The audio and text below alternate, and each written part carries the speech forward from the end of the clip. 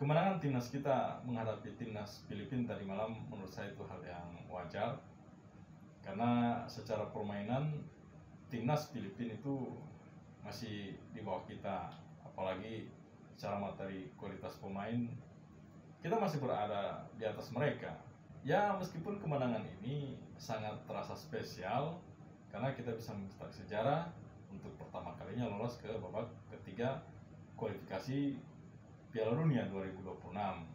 Sedikit catatan dari saya dalam laga ini agak cukup unik, karena saya mengira timnas Filipina ini terlalu menaruh respek besar untuk timnas kita. Mungkin mereka melihat materi pemain kita ini banyak naturalisasi dan bermain di Eropa. Ini sangat kelihatan secara permainan mereka terkesan membiarkan dengan leluasa Indonesia menggempur pertahanannya mereka, atau secara permainan mereka benar-benar tidak bisa mendapatkan ball possession yang banyak. Kalau dari pengamatan saya, sisi kanan Asnawi dan siapa nih yang isi kanan ini kurang ya. Ini nggak tahu kurang chemistry, kurang latihan atau apalah. Tapi di sisi kiri Verdong cukup memberikan harapan ya, harapan baru untuk timnas kita, dan saya harap ini bisa terus berlanjut, bahkan bisa meningkat. Untuk lini depan masih sangat kurang, begitu juga dengan kiper, ini paling parah. Semestinya sudah perlu ada pergantian di posisi kiper ini. Untuk lini tengah cukup baiklah. Kemudian lini belakang sudah oke. Mungkin hanya yang di bagian kanan Asnawi atau bek kanan nanti atau sayap kanan nanti, itu yang perlu aja diperbaiki. Sebenarnya timnas kita itu butuh pemain yang bisa menjadi semi striker ya, istilahnya itu playmaker atau second striker, tapi tidak ada. Sampai sekarang saya tidak melihat ada pemain dengan tipikal seperti ini. Kalau PSSI benar-benar serius ingin lolos ke Piala Dunia, mestinya mereka membenahi lini ini, apalagi lini depan pokoknya ya. Intinya lini depan lah ya. Kemudian kiper juga pokoknya harus diganti. Karena kalau kita lihat peta kekuatan tim yang sudah lolos ke 18 besar itu, mereka adalah tim-tim langganan Piala Dunia.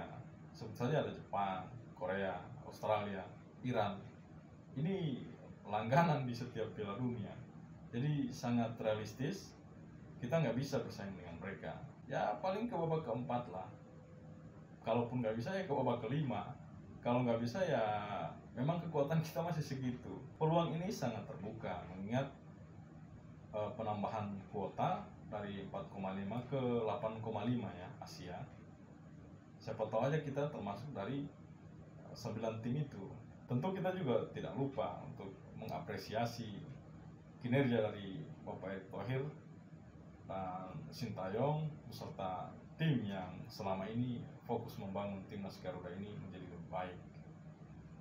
Juga jangan lupa kepada supporter yang terus memberikan dukungan, itu yang paling penting. Satu pesan saya untuk kualifikasi babak ketiga nanti, tolonglah timnas itu belajarlah untuk bermain secara defensif alias bertahan. Jangan bisa nyerang-nyerang aja atau hanya maunya mencetak gol aja. Saya melihat permainan timnas kita cenderung biasa saja, tidak punya identitas ya. Tolonglah dirubah Sintayong.